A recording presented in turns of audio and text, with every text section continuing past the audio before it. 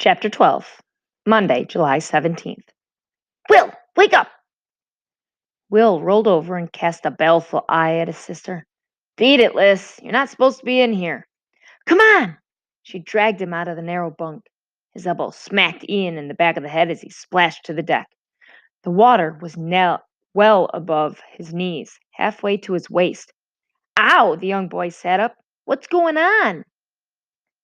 Yeah, stormed Will. This better be good, Liz. Radford's gone. Gone? Scoffed JJ. Where could he go? Out for a stroll? He just disappeared, she said. Maybe he fell off the boat. I couldn't get that lucky, grumbled Luke. Besides, Ratface is a career sailor. He'd never go overboard, not in calm seas like this. Up on deck, they found Charla waiting for them. Notice anything missing? She asked. You mean besides one psychopath? JJ reported. She pointed to the rigging around the foresail.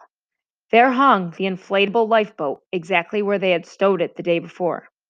But the Phoenix's 12-foot wooden dinghy was gone. He must have sailed off in the middle of the night. Took the GPS, too. And most of our food. He left us? Ian was wide-eyed. All alone? Impossible, Will insisted. Nobody's that rotten. Not even Radford. It doesn't make sense, said Luke. Why would he set out in a wooden bathtub? Surely it's better to stay on the 6-foot boat. It's not exactly in mint condition, Lissa put in. The mast busted and the bowsprit's useless. Not to mention the cabins are full of water, added Charla. It took a few seconds for the truth to seep in. We're sinking, cried Will. That's why Radford split. Water's coming in faster than we can pump it out, and he knew. Shocked silence followed. All six waited for someone to speak out to say, Of course not. That's not what's happening at all. Here's the real story. But the facts were undeniable.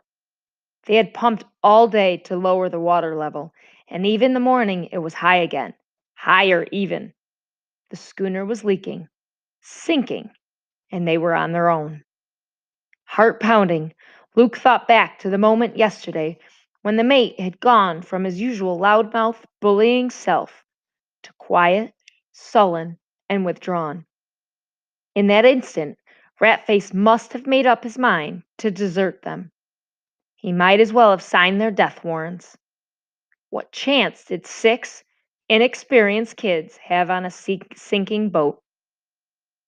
The unfairness of it suddenly seemed so weighty that it threatened to crush him. He was only here because he trusted a false friend with his locker combination. Never in Luke's wildest nightmares had he imagined it would cost him his life. That scumball, he said finally. Oh no, breathed Lissa. Charla sat down on the deck, her head in her hands. It's all my fault, moaned Ian. I messed up his name. I got him mad at us. Hey! Luke grabbed him by the shoulders. You don't leave people to die because somebody made fun of you. God to do something like this. You've got to be evil. So what do we do now? Asked Will in a daze. We just sink? And that's it?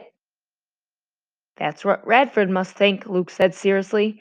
If we make it to some port and tell the story of how he deserted us, he's in big trouble. In his mind, we're already fish food. He's right, gasped Will, fighting back the tears. How do you know? Lissa snapped angrily. He's a sailor, he yelled.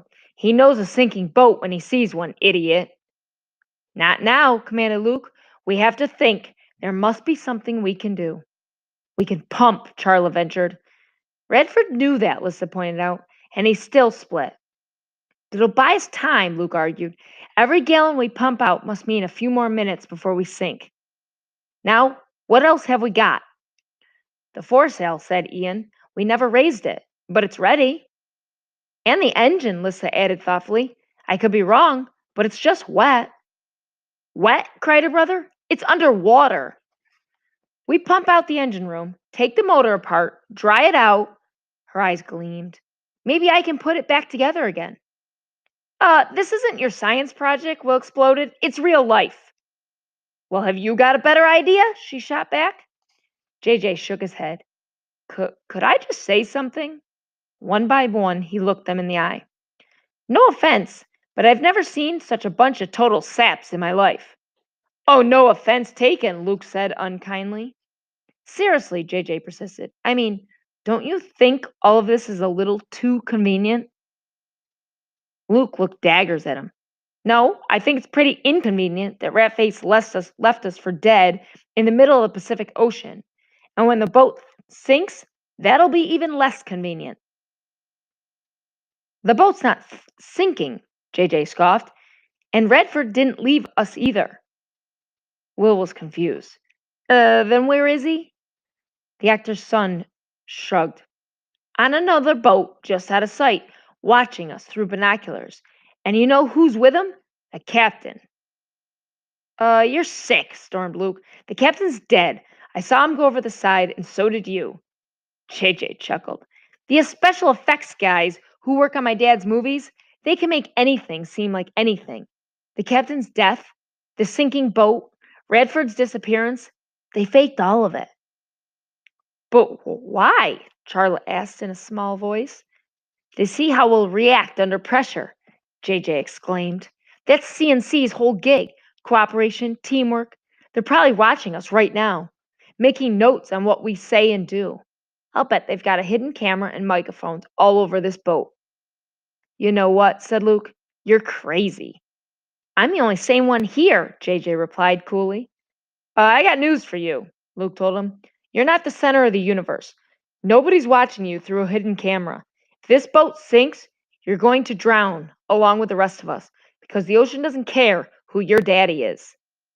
That's your opinion, JJ said smugly. If you guys want to break your backs on those pumps, then be my guest. I'm on vacation. If anybody needs me, I'll be working on my tan. And before their shocked eyes, JJ Lane spread a towel across the cabin top, flanked out on it, surrendered his body to the sun's rays.